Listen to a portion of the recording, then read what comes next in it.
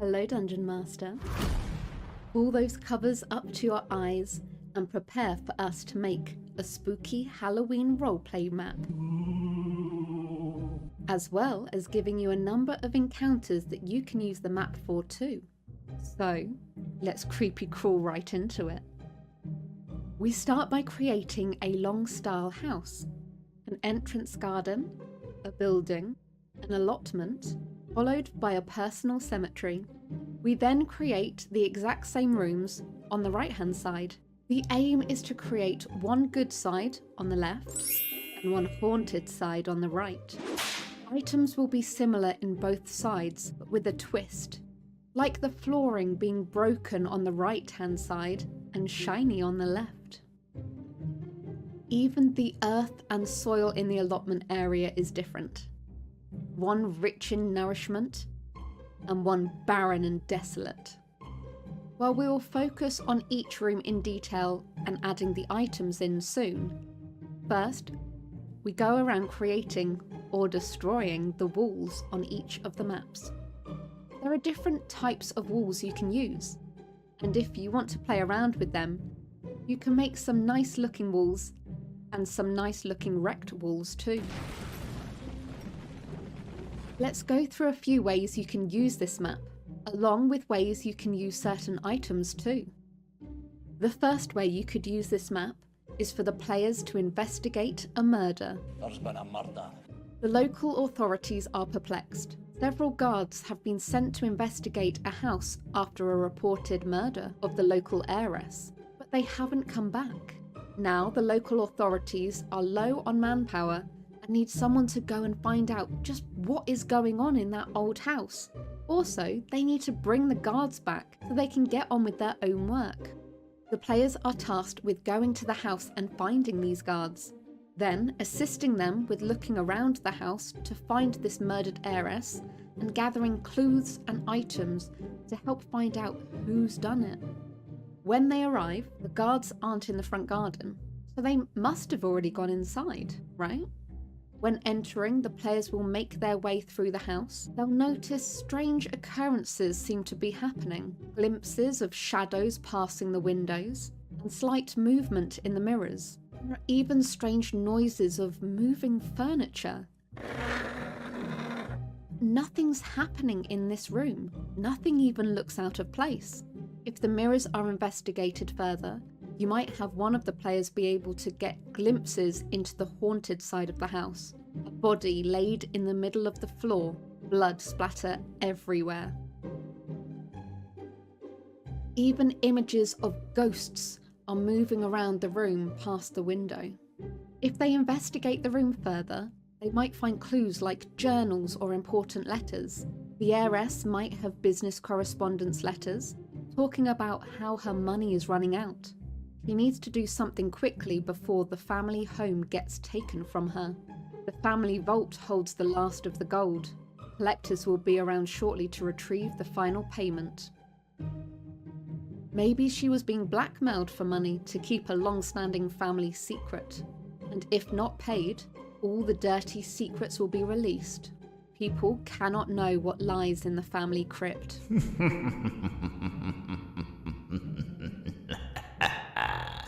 There might be a love letter from someone in town, talking of their secret relationship, how she wants to go public, but Joe is adamant to keep it secret. He keeps asking for more time. He will leave his wife. He just needs more time. The last note says that she's made up her mind. She's going to confront the wife and tell her everything. Weird how there isn't another entry after this. And now she seems to have been killed? Was it Joe? Classic Joe. Who even is Joe? Or was it the wife? The major question is, where is the body? Each clue might have an element to lead on to more investigation. It might give clues or names of who might be the murder suspect. There could be a time dilation, where players are moved between the normal house and the haunted one. The heiress's body lays on the haunted side, but how can it be brought back through? How can the players get back? And what creates the change? Can the players work this out and manage to escape all while trying to figure out who killed the heiress. A second way you could use this map is by having the Fun House, Haunted House. Each year, the local magic man creates a fun house for all the townsfolk to come and enjoy All Hallows Eve. This year is no different. The invites have been sent out and posters have been put up around town to invite everyone to come and test their mettle. As the players enter the garden, everything looks normal. They don't see anyone else, it's just them. The house doesn't seem to be decorated at all. It just appears to be a normal home. What's that magic man up to? As the players go to open the front door, they'll find their first test, a riddle that needs to be solved to get in. The whole house will be filled with puzzles, riddles and traps that the players will need to get through. This could be a door knocker asking a riddle and only allowing the correct answer to open the door. The pumpkins in the pumpkin patch could be animated to run around after the players, trying to trip them up. Nothing too nefarious on this side of the map. In Harry Potter, Grimmauld Place has a good trap, where Moody casts curses so that if Snape or any Death Eaters turned up, they would get cursed, but also bind Snape's tongue to stop him from talking about the place. When the home is entered, a dust-like figure of Dumbledore appears and rushes forward. In the books, Harry yells, "We didn't kill you!" And as soon as the word kill is spoken, the figure bursts into many pieces. Obviously, the film changed it slightly from the book, but it still had the same intent. You could use that idea for the good side, where it's a simple magical effect of air blowing through the person. But this will depend on your own campaign or one-shot, and how naughty or nice you want to be to your players. The more interesting, spookier, and maybe even deadly traps can be saved for the other side of the map. When they get to the final room, they will have one more test. As soon as it's completed, instead of finishing, they get flipped to the other side of the house. Some kind of powerful magic is going on here. Is this why no other people can be seen coming back out of the house? Or did they leave a different way? Is it just the players that have been sent to this haunted side? Has the magic man got it out for them? The players will need to make their way back through the haunted side of the house, removing and overcoming blockages and finding the correct path back through. This time, there might not be riddles to get right. Instead, if they want to escape, they will need to fight their way back through the undead, ghouls, and ghosts. Nope, too scary. Okay, that's better. Here are a few items that you could utilise in this map. In the crypt area, the gargoyles are just begging to be brought to life. They are ready to defend the area against those trespassing players. They are very territorial and will bite and claw to try and kill the players, hoping that they can add a few more dead bodies to the crypt. Talking of dead bodies, those crypt buildings are the perfect area to have undead monster waves appearing from. The undead could make their way out of the crypt and continue to do so slowly to keep the pressure on the players. They will need to find a way to open the main doors and get through at the same time defending themselves against the seemingly constant attacks.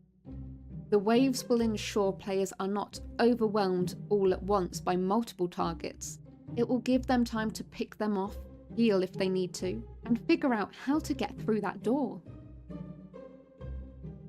The mushrooms in the haunted side might be releasing spores into the air. You may want the players to make saving throws to determine if they're affected by them. Those that are not affected will simply see an area that, apart from being a bit creepy, have different kinds of mushrooms that might be good to collect if they want to make potions or sell on. But other than that, they just need to get through the door. Those that fail the check will start getting hallucinations. They will see the statue of the woman casting a spell, who on her command will start attacking the players that can see them. Between the players that seem to be acting crazy and those who are oblivious to everything, this could be a fun encounter room for everyone involved.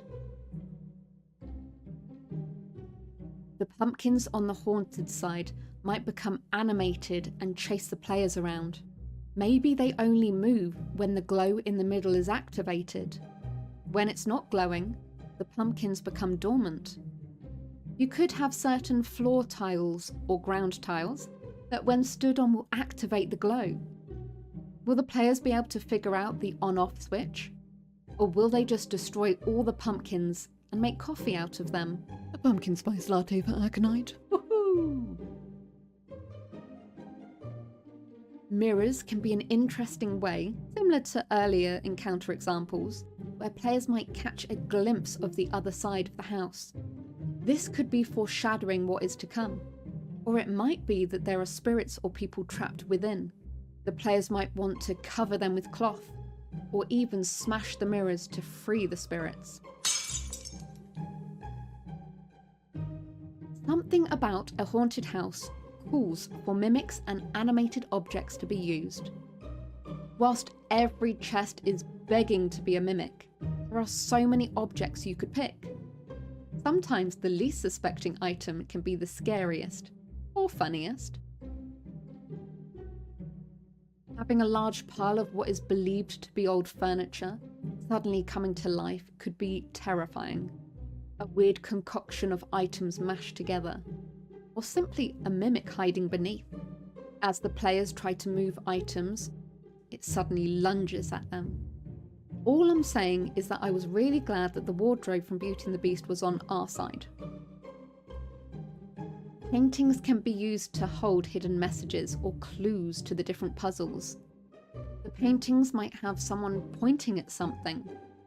If you follow the direction in the room, it will lead you to a shelf or a person's name. Maybe a certain book on the bookcase holds the key within. Maybe an instrument needs the correct key or string played to release the door. We will take a wander through the map as player Aconite. I have stopped him from looting everything on this walkthrough, but don't worry, this loot goblin knows where all those shiny treasures are hiding. Ooh, shiny. We have been slightly mean and blocked most of the doors on the way back. So we will go the route the players can, so you can see it up close. So hopefully this video has given you some inspiration. If it has, please do hit that like button so we know you like this content. And if you can do me a favour and leave a comment, it will really help the algorithm. We're trying to grow this channel, so appreciate all the support that you give us. If you're feeling fruity, you can also support us further on Patreon, where you gain access to all of our maps and find more about our life behind the green screen. So until next time, may the dice be ever in your favour.